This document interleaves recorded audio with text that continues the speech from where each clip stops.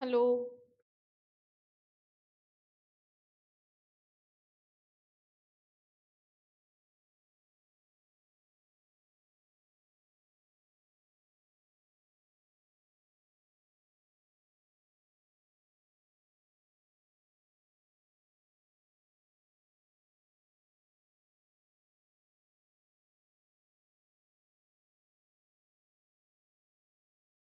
Hello.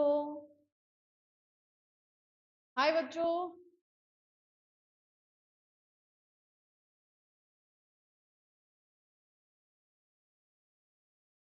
हाय।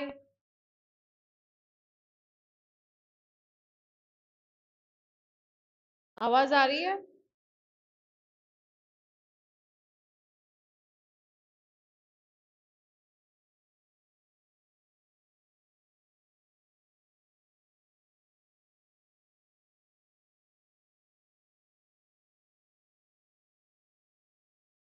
चलो तो आज फिर बायो के लेक्चर के लिए आप रेडी हैं? आज हम एक और जूलॉजी का टॉपिक लेके आए हैं, that's excretion and osmoregulation. Just start writing hi if you are present here.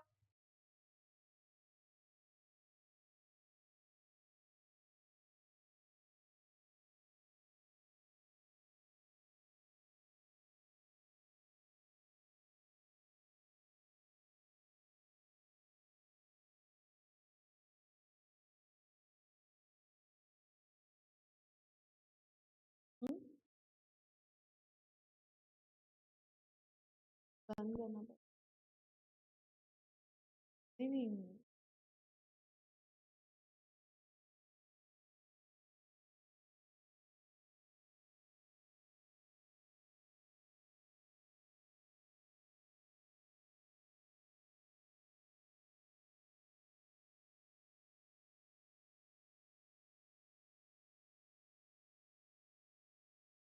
ठीक है।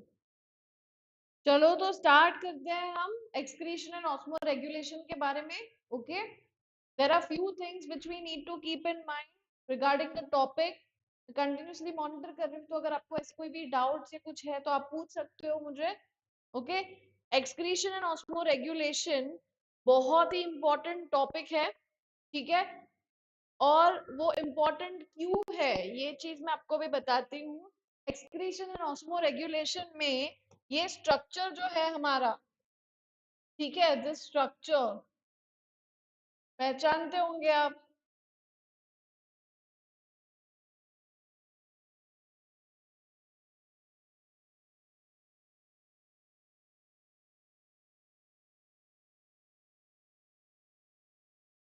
ठीक है, दैट इज माय नेफ्रॉन। ठीक है, नेफ्रॉन को स्टडी कर लेते हैं थोड़ा सा। ओके, नेफ्रॉन का this part is my Bowman's capsule, right? This one is loop of Henle.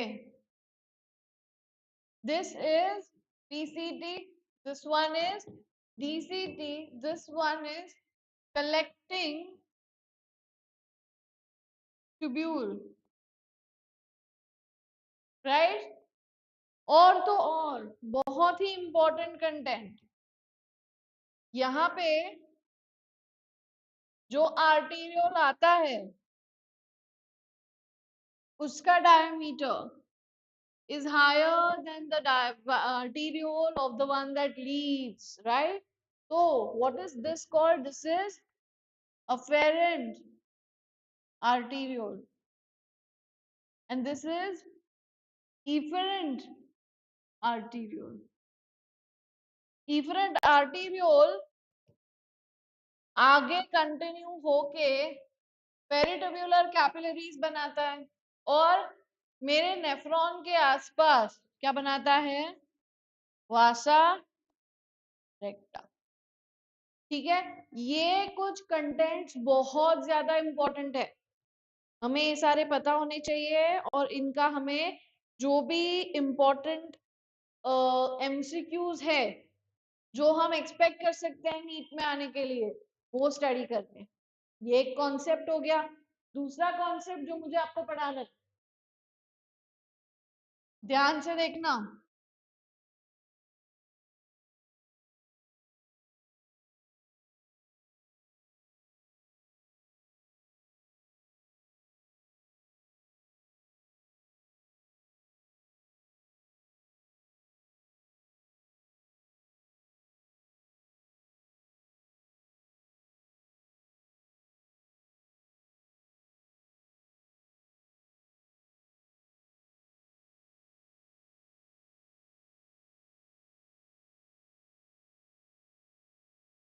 ये है मेरा अफेरेंट आर्टीरियोल, ठीक है, और ये जो है ये है मेरा डीसीटी, राइट। तो मेरे अफेरेंट आर्टीरियोल और डीसीटी के जो सेल्स हैं,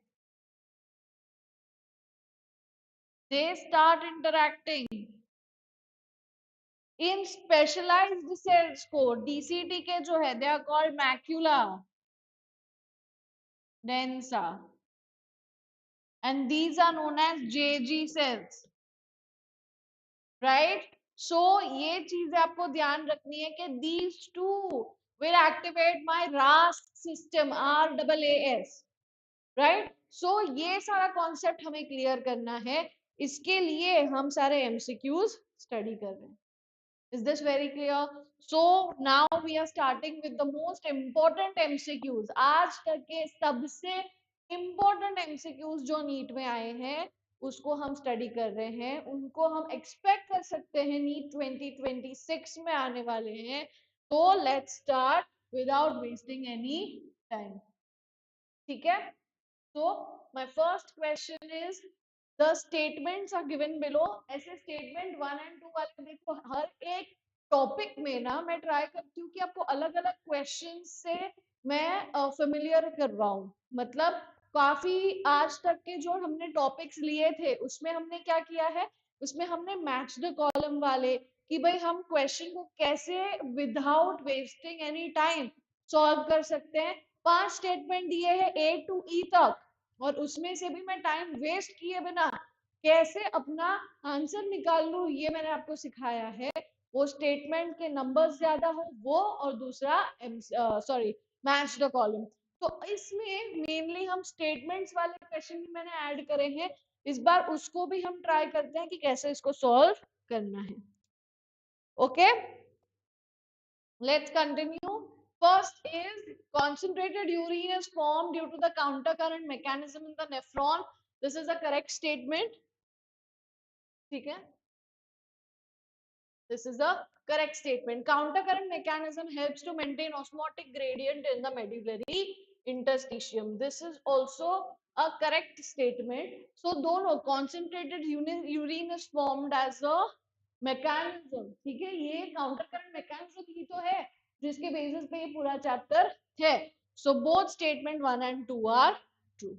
Option C, ठीक है। Sorry. Next question, diuresis is prevented by, very easy. काफी बच्चों को कंफ्यूजन होता है कि क्या है ये, you know we don't know what is going on. तो वेरी सिंपल, डाययूरेसिस का मतलब है excess water in urine, very very simple. और excess amount of urine we can say. तो ये प्रिवेंट कैसे कर सकते हैं, मतलब ज्यादा पानी यूरिन में ना जाए, इससे मैं कैसे प्रिवेंट, कैसे बचाओ।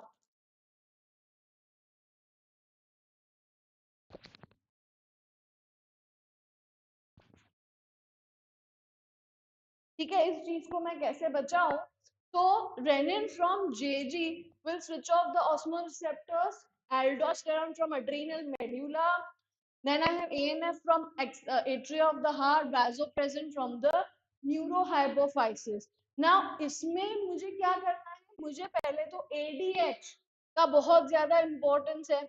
ADH जो है ये वर्क करता है मेरे कलेक्टिंग ट्यूब्यूल पे, कभी कभी ये वर्क करता है डीसीटी पर भी।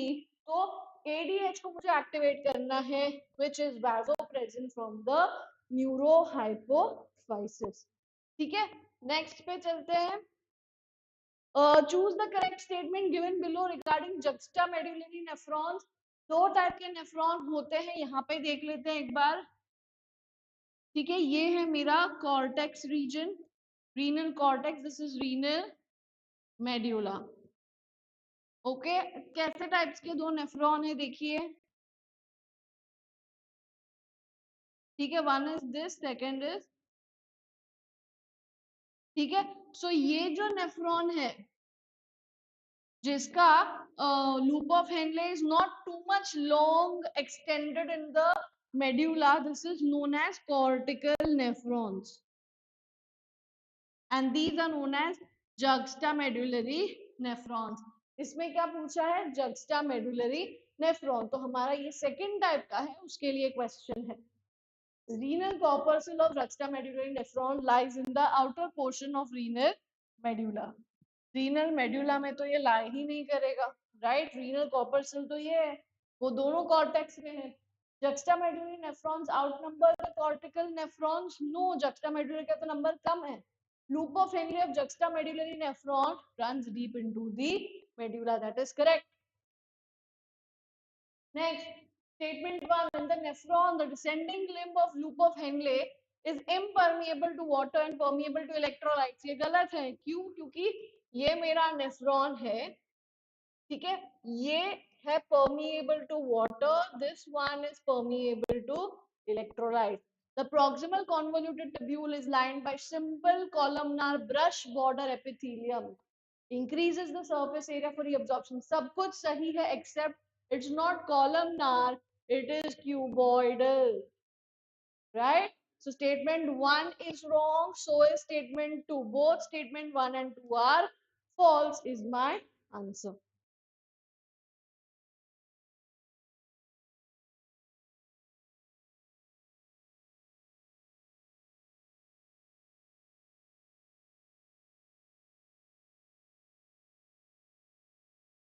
Let's go for the next one. Arrange the given renin angiotensin mechanism in the sequence. देखो, मैं हमेशा बच्चों को बोलती हूँ कि आपको ये मैकेनिज्म को केस करना है, तो कैसे करना है, इसका नाम ही क्या है, RAS system. So first stands for renin, second stands for angiotensin, and third stands for aldosterone. तो ये ही एक दूसरे को एक्टिवेट यही सीक्वेंस में करते हैं. So first is activation of JG cells to release renin, etc. etc. ये सब हो क्यों रहा है, ये systems क्यों हो रही है, because क्या है, there is a fall in the glomerular blood pressure. So C comes first and my answer is already there. C is correct. ठीक है, next पे चलते हैं. Ascending limb of loop of Henle is impermeable to water and allows transport of electrolytes actively and passively. ठीक है, ये descending है, ये ascending. Loop of Henle is impermeable to water, चलो ये तो करेक्ट है. Dilution of filtrate takes place due to efflux of electrolytes in the medullary fluid. तो ये देखिए आप यहाँ पे, आपके पास जो इंटरस्टिशियम है ना, मेड्यूलरी इंटरस्टिशियम, यहाँ पे पैसिवली फ्लो होता है बेटा ब्लड. सो इसमें both A and R are true, but R इसका करेक्ट एक्सप्लेनेशन नहीं है. क्यों नहीं है?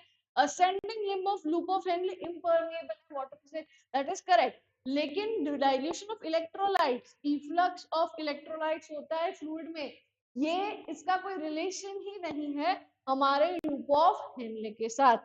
That is why both are true, but this is not a correct explanation. Nephrons are of two types, cortical and juxtamedullary. We just studied based on the relative position in cortex and medulla. ये correct statement है. ठीक है, they have a short loop of Henle whereas cortical have a longer loop. This is wrong. Assertion is true, R is false. ठीक है, this is the thing. Then we have okay, इसमें काफी time questions आपको kingdom animalia से भी relate होके आ सकते हैं. जैसे मैंने आपको पहले भी कहा है कि जब हम सारा ह्यूमन एनाटॉमी पढ़ते हैं, दैट इज हम जब यूनिट 5 पढ़ते हैं, तो उसमें हमारे पास बहुत ज्यादा चांसेस होते हैं कि भाई किंगडम एनिमेलिया के और इसके कोलैबोरेट करके क्वेश्चंस आए, किंगडम एनिमेलिया के और बॉडी फ्लूइड के, किंगडम एनिमेलिया के और ब्रीदिंग एंड एक्सचेंज के, ये सारे क्वेश्चंस इकट्ठे आ सकते हैं. So that is why we need to be very careful कि हम किंगडम एनिमेलिया के सारे जो हमारे पास एग्जाम्पल्स हैं, पावो है, फेरिटीमा है, ये सब हम लर्न करें. It is very very important. Okay,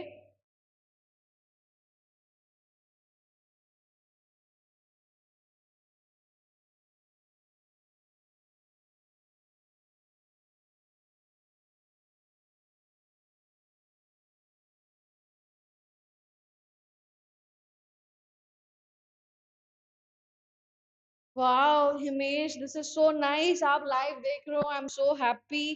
आप और भी दोस्तों को ले आइए, नो प्रॉब्लम। हम तो एक बच्चा होता है तो भी पढ़ाते हैं, so we are very happy. In fact दो है, ज्यादा है, राइट? तो आप तो टेंशन मत लो, आप पढ़ाई करो, वो बहुत इंपॉर्टेंट है। चलते हैं आगे। So we were talking about pheretima and stuff. हाँ, तो इसमें भी आप कोई भी एक ले सकते हो एंड यू कैन चेक कि आपको कौन से ऑप्शंस आपके लिए फेवरेबल है। लेट्स से मैं फेरिटीमा को ही देख लेती हूँ। It has nephridia, right, as the excretory substance, sorry excretory organ. तो डी का 1, कितने ऑप्शंस है देख लो, एक ही ऑप्शन है। तो you are not wasting time, it's very important to do. ठीक है, नेक्स्ट पे चलते हैं। Angiotensin 2 activates the cortex of adrenal glands to release aldosterone. Correct statement हमें इसमें से चूज करने हैं। Angiotensin 2 activates the cortex of adrenal gland to release aldosterone. Then aldosterone leads to increase in blood pressure. That is true. ANF acts as a check on renin-angiotensin mechanism. ADH causes vasodilation. This is wrong. It causes vasoconstriction. उसको बोलते ही है vasopressin. Vasopressin is released from adenohypophysis. This is also wrong. It is released from neurohypophysis. Right? So हमारे पास A, B and C only वाला option correct है. Nitrogenous waste is excreted in the form of pellet or paste by. Now you should be very clear कि pellet और paste वाला जो waste है, it has majorly uric acid. It is seen in power. Okay.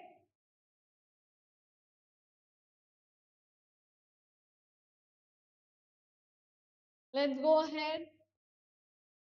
Erythropoietin hormone which stimulates RBC formation is because of what? So now this is very interesting. आप सोच सकते हैं कि भाई बोन मैरो है, यस बोन मैरो में RBC produce होते हैं, बट ये जो हार्मोन है वो कहाँ प्रोड्यूस हो रहा है? आरबीसी प्रोड्यूस कहाँ हो रहा है, को नहीं पूछा है, हार्मोन कहाँ प्रोड्यूस हो रहा है? They are the juxtaglomerular cells of my kidneys. Very very very important question. Please star mark this and always study it. Okay, select the correct statement. ANF increases the blood pressure. No, its job is to decrease the blood pressure. Okay, countercurrent pattern of blood flow is not observed in vasa recta. Then angiotensin 2 is a powerful vasodilator. No, it is vasoconstrictor. What do I have option here is D. However, let's study it. Reduction in glomerular filtration rate activates JG cells to release renin, which is absolutely correct. ये mechanism के बारे में let's throw some light on it. Renin जो है वो किसको activate करता है? Angiotensin 2 eventually. ठीक है, ये किसको activate करता है? Aldosterone.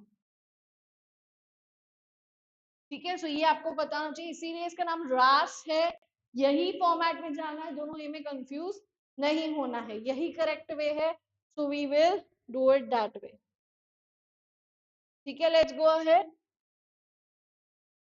Now, increase in osmolarity from outer to inner medullary interstitium is maintained due to. Now, ये तो definitely Henle's loop and Vasa के closeness की वजह से होता है, that is correct. दूसरा काउंटर करंट मैकेनिज्म से भी होता है, ठीक है। सो उस हिसाब से 1 and 2 is the answer. PCT के साथ उसका वैसे ही लेना देना नहीं है। दूसरा हाई ब्लड प्रेशर को ग्लोमेरुलर कैपिलरीज के साथ भी उसका लेना देना नहीं है। ओके,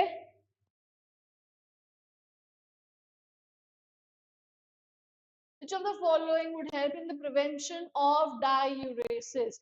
तो diuresis के prevention, again ये question वापस आया है। what is diuresis? मैंने आपको बताया था कि water जो बहुत निकल जाता है यूरिन में, उसको मुझे prevent करना है, that is diuresis। and उसको prevent करने में कौन help करेगा? Reabsorption of sodium and water from renal tubules due to aldosterone is a correct option. However, let's see the others. Decrease in secretion of renin by JG cells? No. Atrial natriuretic factor causes constriction. This is wrong. It causes vasodilation. More water reabsorption due to under secretion of ADH. No, so our answer is option A. Next is, इसमें हमें match करना है कि किसका क्या function है. Very very easy, और इसको क्या बोलते भी हैं. Okay, what are podocytes? Podocytes are filtration slits. Let's throw some light on this also. ये जो मेरा वोमेन्स कैप्सूल है, बहुत ही हम डिटेल में पढ़ेंगे इसे अभी. ठीक है, काफी बच्चों को नहीं पता होता. ये नेक रीजन है जो पीसीटी में जाएगा. नाउ इसमें ये जो इनर वॉल है, इसको और अगर डिटेल से बनाए,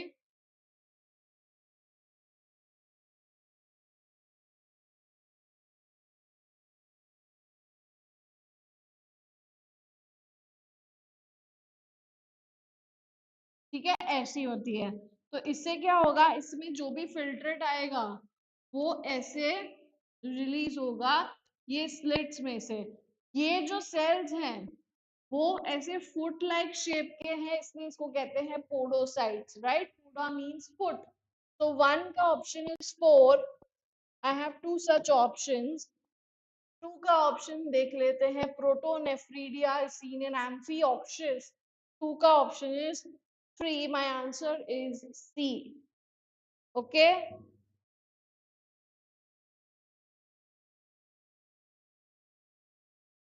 Let's go ahead. All right. Match the following parts of nephron with their function. Very easy. एक बार draw कर लेते हैं समझने के लिए. This is my nephron. Descending limb of loop of Henle. इसकी बात कर रहे हैं. This we all know is permeable to water.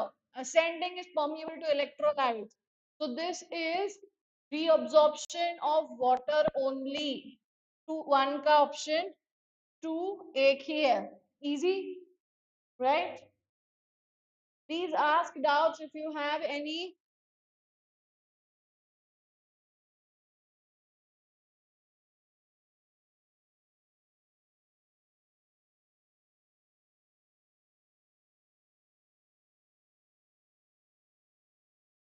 ठीक है, चलो. Nitrogen is waste build up in the body. ना what use of an artificial kidney during hemodialysis may result in. हम हेमोडायलिसिस की बात करते हैं. काफी लोग जिनकी किडनीज फेल हो गई है वो हेमोडायलिसिस करवाते हैं, लेकिन उसके काफी सारे साइड इफेक्ट्स हैं. सो उसमें से कौन से हो सकते हैं? नाइट्रोजन वेस्ट का buildup in body doesn't happen. Non elimination of excess potassium ions भी नहीं होगा, वो तो हम सिक्रीट करते हैं. Reduced absorption of calcium in the GI tract, correct है, वो होता है. एंड रिड्यूस्ड आरबीसी प्रोडक्शन भी होगा. सो सी एंड डी का option is correct. Okay, next पे चलते हैं. Which of the following factors is responsible for the formation of concentrated urine? Concentrated urine का मतलब यही है कि हमने बहुत ज्यादा वाटर रीअब्सॉर्ब किया है. Low levels of ADH.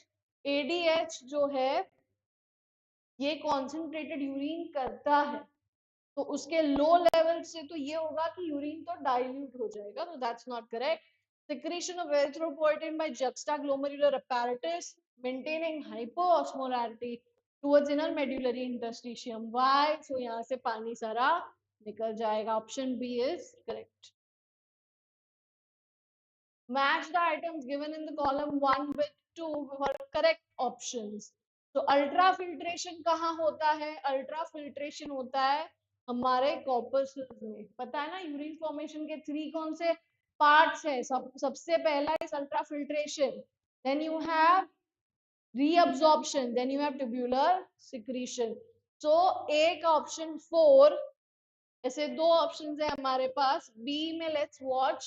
Concentration of urine के दो ऑप्शन है, 5 and 1. 5 is PCT, 1 is Henle's loop. I'd like to go for 1. That is option B. Then again we have match the columns. अब देख सकते हो बहुत आसानी से एक के बाद एक हम match the columns कंप्लीट कर रहे हैं. कैसे हो पा रहा है? स्मार्ट मूव करना है, हमें सीधे सीधे क्वेश्चंस देखने हैं, फाइंड आउट करना है कौन से ऑप्शन हमें यूजफुल है और कौन से नहीं है, एंड आप आसानी से मैच द कॉलम सॉल्व कर सकते हो। Glycosuria, that is presence of glucose in urine, A का 4, ओनली वन ऑप्शन। देखो हमेशा ये आता है, ये तो बहुत इंपॉर्टेंट क्वेश्चंस है, पहले भी आए हैं नीट में, तो ये अगर ऐसे क्वेश्चन नीट में आए हैं तो डेफिनेटली आगे भी आ सकते हैं, तो आपको तो बिल्कुल भी उसका स्ट्रेस लेना ही नहीं है। Which of the following statement is correct? The ascending limb of loop of Henle is impermeable to water. It is correct, right? It is permeable to only ions. मैं दूसरे नहीं देख रहे. It is correct. A decrease in BP or volume will not cause the release of blood pressure या volume कम है, ठीक है, it will not cause the release of AMF. Why? Because ये जो वॉल्यूम और प्रेशर डिक्रीज हो जाता है, इससे मेरे जेजी सेल्स एक्टिवेट हो जाएंगे। जेजी सेल्स किसको एक्टिवेट करेंगे? रेनिन। रेनिन करेगा एंजियोटेंसिन और वो करेगा एल्डोस्टेरोन। सो ये तीनों एक के बाद एक एक्टिवेट हो जाएंगे, है ना। तो कौन एक्टिवेट नहीं होगा? AMF. Next, the part of nephron involved in conditional reabsorption of sodium. इसमें सबसे ज्यादा कंडीशनल रीअब्जॉर्प्शन कहाँ होता है? डीसीटी से होता है, ठीक है, पता है ना आपको।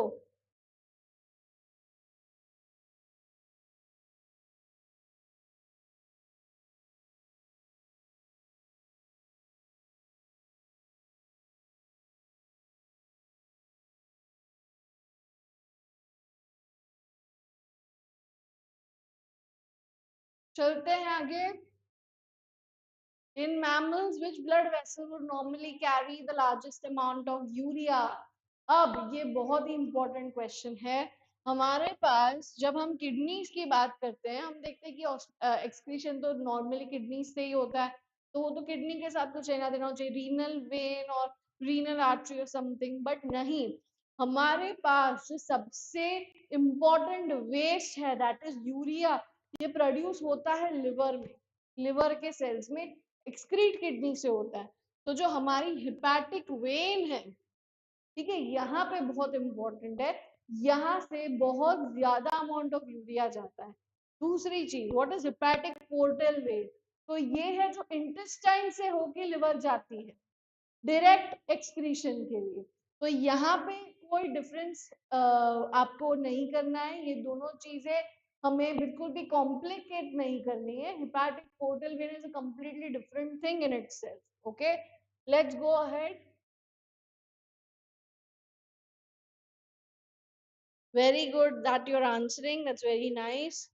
Next, human urine is usually acidic because, अब एसिडिटी यूरिन में कैसे बढ़ सकती है? अगर आपने वो डायग्राम देखा है एनसीईआरटी में, लेफ्ट हैंड साइड पे जहाँ नेफ्रॉन में हम देखते हैं कौन सी चीज हम रीअब्सॉर्ब कर रहे हैं, कौन सी सिक्रीट, तो आपको पता होगा कि H प्लस आयंस जो है हम सिलेक्टिवली सिक्रीट करते हैं कि हम उसके पीएच को बैलेंस कर सके, इसलिए एसिडिटी होती है। और आपको तो पता ही होगा, कोई भी रैंडम एसिड का नाम ले लो, लेट्स से HCl, कैसे बनता है? H plus plus Cl minus. So जो H प्लस आयन जो मेरे प्रोटॉन्स है, they are causing acidity, you should always know that, ठीक है। The body cells in cockroach discharge their nitrogenous waste in the hemolymph mainly in the form of, तो cockroach में mainly जो waste होता है, it is in the form of uric acid. यहाँ पे option नहीं है, गलत टाइप किया होगा, but it is in the form of uric acid, आप हमेशा याद रखना ये, ठीक है। Which of the following does not favor the formation of large quantities of urine? Urine का लार्ज क्वांटिटीज का फॉर्मेशन फेवर ना करने वाला तो ऑब्वियसली रेनिन ही है, राइट, क्योंकि हमें रीअब्जॉर्प्शन जल्दी से करवा लेना है, तो हम ये चीज फेवर नहीं होने देंगे। Removal of proximal convoluted tubule from the nephron will result in, वो कौन सा है? ये मेरा nephron, this part if I remove, तो नेफ्रॉन में क्या होगा? जो मुझे बताओ मैसेज में कि प्रॉक्सिमल कॉन्वोल्यूटेड ट्यूब्यूल का काम क्या है, जल्दी बताओ। What is the job of PCT in my nephron? Come on.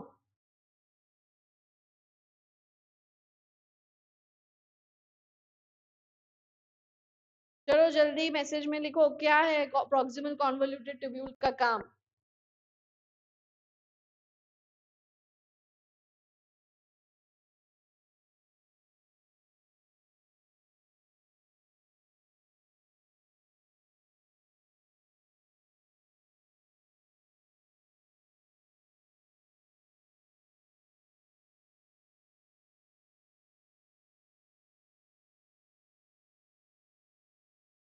नहीं पता? पीसीटी का काम है रीअब्जॉर्प्शन करना, ठीक है। 99% फिल्ट्रेट मेरा रीअब्जॉर्ब वहीं पे होता है, तो उसका रिमूव कर दूंगी तो क्या होगा? More diluted urine, more concentrated urine तो नहीं होगा, नो यूरिन फॉर्मेशन नहीं होगा, no change in quality quantity भी नहीं होगा, मोर डाइल्यूटेड यूरिन होगा, बिकॉज जो रीअब्जॉर्प्शन है वो तो होगा ही नहीं, ठीक है। तो वो मेरे लिए बहुत बड़ी प्रॉब्लम हो सकती है। Which of the following causes an increase in sodium reabsorption in the DCT? और ये काम किसका है? सिर्फ और सिर्फ एल्डोस्टेरॉन का है। ये salt Uptake increase salt Uptake hormone भी इसको बोलते हैं, ठीक है। मेरा सॉल्ट हार्मोन है ये, तो वो आप ध्यान रखना। Next, what shows matching of animal with its excretory organ and excretory product? Labeo rohita, that is rohu, it's called rohita, उसका species name है। excretory organ nephrida tubules नहीं है, excretory product ammonia है, yes। animal peacock excretory organ kidneys है, product वो नहीं है। animal housefly में excretory product uric acid, no, we have the answer, it is salamander, excretory organ kidneys, and the product is urea. Do answer if you know. Yes, yes, you're right.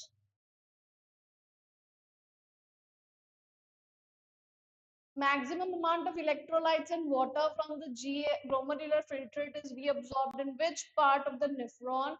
ये बताओ अभी, whoever's right बताओ, maximum amount of electrolyte and water कहाँ पर reabsorb होता है?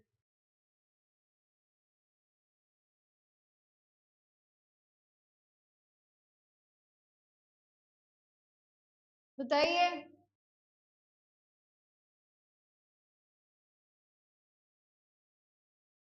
आपको पता होना चाहिए, 3 parts, right? 3 parts of human sorry urine concentration और urine formation. One is ultra filtration, वो तो वोमेन्स में हो गया। उसके बाद क्या है? रीअब्जॉर्प्शन, ये होता है मेरे पीसीटी में, ठीक है। So it's option C. Which of the following characteristics is common in both human and adult frogs? Both of them have ureotelic mode of excretion. Don't even think about the heart. Frogs में से 2 chambered होता है, ठीक है। Fall in GFR activates, मेरा GFR, अच्छा मुझे ये बताओ GFR का रेट क्या है? GFR glomerular filtration rate is 180 liters per day, or you can also call it 125 ml per minute, ठीक है। That is the value. Fall हो गई मतलब 170 लीटर पर डे के आसपास वैल्यू हो गई और कम हो गई, इससे क्या प्रॉब्लम पड़ेगा? इससे क्या ही फर्क पड़ेगा? मेरे जो जेजी सेल्स है वो टेंशन में आ जाएंगे, वो क्या करेंगे? रेनिन को रिलीज करेंगे, cells to release renin. Very simple. हमने देखा था जेजी सेल्स किसके सेल्स है? अफेरेंट आर्टीरियल के सेल्स हैं वो, ठीक है। Ureotelic mode of passing out nitrogenous waste is found in, देखो यूरिकोटेलिक है, यूरियो नहीं, sorry, it is uricotelic. It is found in birds, पर बर्ड्स दो ही ऑप्शन में है, उसके साथ दूसरे हैं annelids and reptiles. Then who's it? It is reptiles and birds, so keep in mind it's option D here. Which of the following is not a part of renal pyramid? चलो देखते हैं यहाँ पे। This is the kidneys cross section,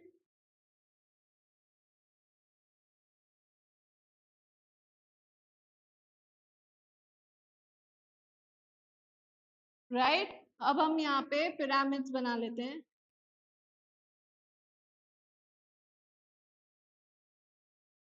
Columns of botany, all right। अब renal pyramid का part कौन कौन नहीं है, पता है कैसे पूछ रहे हैं ये?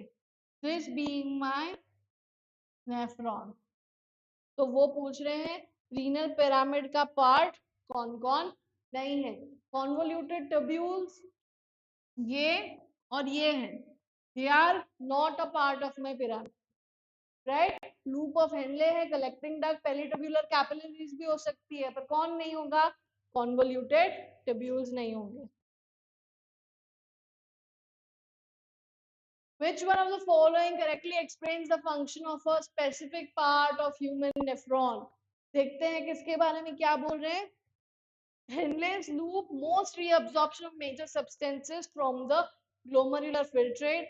If afferent arteriole मतलब जो glomerulus बनाता है, right, carries blood away from the glomerulus towards the renal vein. This is wrong, it's efferent. Distal convoluted tubule, reabsorption of ions into the tubule, the surrounding blood capillaries. Reabsorption of ions into the tubule. From the आना चाहिए, यहाँ पे from आना चाहिए, by sense नहीं बनाएगा। Podocytes create minute spaces for filtration of blood into the Bowman's capsule. No, you don't want blood into the Bowman's capsule. Henle's loop में most reabsorption of major substances नहीं होता है, वो होगा कहाँ पे? हमारे PCT में. So this makes more sense, okay? For some reason, the vasa efferentia in the human reproductive system gets blocked. The gametes will not be transported from. Now, this is a question of reproduction, so that's not for us. Ureters act as urinogenital ducts in. ये human males आना चाहिए ना? See, that's what mistake we make. Ureters है. Human males means not ureters, right? So it is frogs, male frogs. Consider the following statements regarding kidney transplant and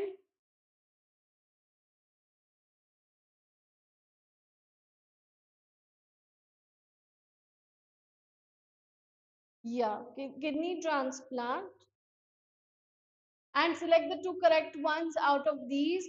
Even if a kidney transplant is proper, the recipient may need to take immunosuppressants for a long time. Cell-mediated response is responsible for the graft injection. The B lymphocytes are responsible for the rejection. Yes, this 2 and 3. Principal nitrogenous excretory compound in humans is synthesized in. मैंने आपको अभी बताया principal nitrogenous excretory compound कौन सा है in human, it is urea.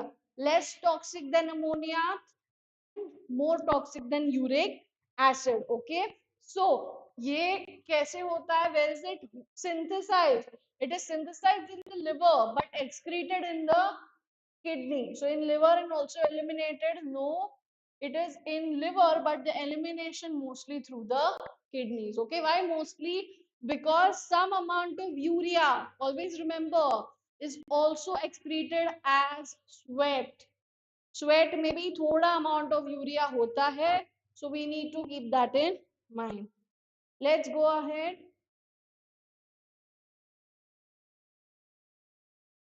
Which of the following statements in regard to the excretion by human is correct? Right, so first is descending limb of loop of Henle is impermeable to water. This is wrong, it is permeable to water. Nearly 99% of GFR is reabsorbed by the tubules. That is correct, but more appropriate would be PCT. है ना? DCT tubule is incapable of reabsorbing HCO3, and ascending limb of loop of Henle is impermeable to electrolytes. This is also wrong. So let's say it is C here. Right? The option is C. Which of the following organism its excretory organs are correctly stated? Humans में kidneys, sebaceous and tear glands नहीं, tear नहीं होते. हमारे पास sebaceous के साथ sweat glands होते हैं. Cockroach में malpighian tubules and enterocleca, it's cloaca actually. Earthworm में pharyngeal, integumentary and septal nephridia. Frogs में buccal epithelium. No, the option seems to be earthworm here. तो आप देख सकते हो, आपने नोटिस किया किंगडम एनिमेलिया पढ़ना भी बहुत जरूरी है, स्पेशली उसके एक्सक्रीटरी स्ट्रक्चर्स। तो किंगडम एनिमेलिया एज सच हम देखेंगे, स्टार्टिंग में मैंने वो लिस्ट लगाई है, उसमें वो इतना इंपॉर्टेंट चैप्टर नहीं है, बट अगर आप इन सारे चैप्टर्स को कंसिडर करोगे तो वो डेफिनेटली बहुत इंपॉर्टेंट हो जाता है। ठीक है, तो आप तो वो पढ़ ही लेना, है ना। What will happen if the stretch receptors of the urinary bladder wall are totally removed? देखो stretch receptors क्या करते हैं, वो आपके ब्रेन को ये मैसेज भेजते हैं that the urine is being collected, और जो ब्लैडर है वो भरता जा रहा है, so that आपको ये sensation of urinating feel हो, right? लेकिन ये stretch receptors को निकाल दूं तो क्या हो सकता है, let's see. Urine will not collect in the bladder, उसका यूरिन की कलेक्शन से कोई लेना देना नहीं है, right? So this is not the option. It will continue to collect normally in the bladder is absolutely correct. देखो ये abnormal situation है, लेकिन इसका यूरिन के कलेक्शन से कोई प्रॉब्लम नहीं है. This is the correct answer. ठीक है. Uric acid is the chief nitrogenous paste and excretory product of, मैंने आपको बताया था, it is of cockroach. Cockroach excretes uric acid. What will happen if stretch receptors of the bladder are totally removed? देख सकते हो एक ही एक question दूसरी बार आया है, मतलब कुछ इंपॉर्टेंट तो होगा. तो आपको पता होना चाहिए कि urine will continue to collect normally in the bladder, बस ऑप्शन की प्लेसमेंट चेंज करिए पर आया है. ठीक है, let's go ahead. Bowman's glands are located in, ये तो हमारा यही होगा ना, किडनीज आंसर करेंगे, मैंने जानबूझ के क्वेश्चन डलवाया था. It is Bowman's glands. Bowman's capsule है, ये किडनी में होती है. बोमेन्स ग्लैंड्स जो है वो किडनी में नहीं होते हैं, वो कहाँ पे होंगे, olfactory epithelium. Very important. Even though ये पोर्शन में नहीं है, पर वो आपको कंफ्यूज कर सकते हैं बोमेन्स कैप्सूल के साथ, इसीलिए क्वेश्चन डलवाया है. सो ऐसे क्वेश्चंस को तो आप नोट डाउन करिए as quickly as possible, note them down. ठीक है, स्क्रीनशॉट भी ले सकते हैं आप इसका.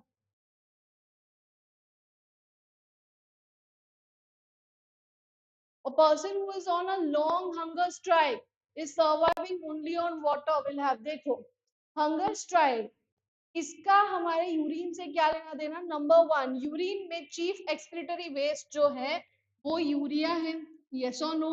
इसको let's trace it back. Urea कहाँ से आता है, ठीक है, यूरिया आता है अमोनिया को डाइल्यूट करने से,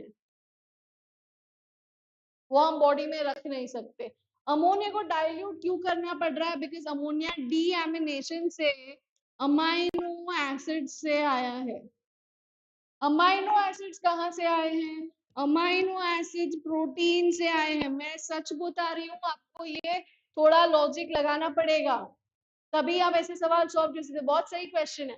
प्रोटीन, प्रोटीन कहाँ से आता है, प्रोटीन हमारे पास ऑब्वियसली फूड स्टफ से आता है जो वो आदमी खा ही नहीं रहा.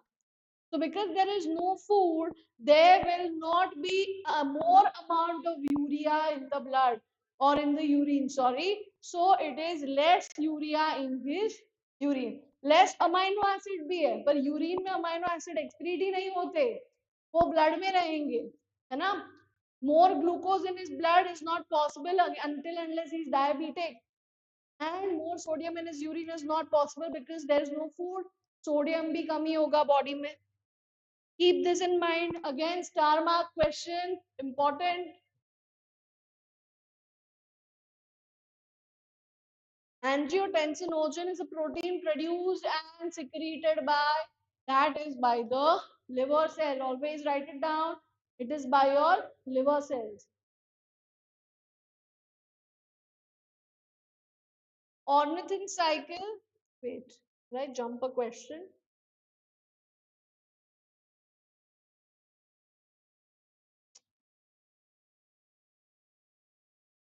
Ornithine cycle, which of the following waste are removed from the blood? Then it is CO2 and ammonia. This is the thing which is removed from your blood through the ornithine cycle. Net pressure gradient that causes the fluid to filter out of the glomeruli. This is in between 10 to 15%. So यहाँ पे approximately उसके आसपास की value अगर ले तो it should be 20 mm of Hg. Hg is nothing but mercury.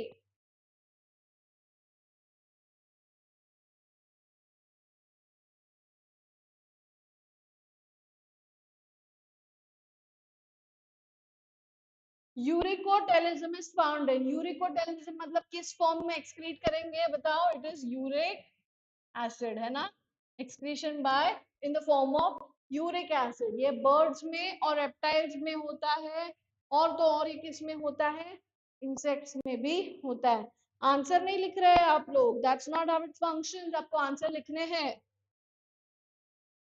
If Henle's loop were absent from the mammalian nephron, which would be the following to be expected?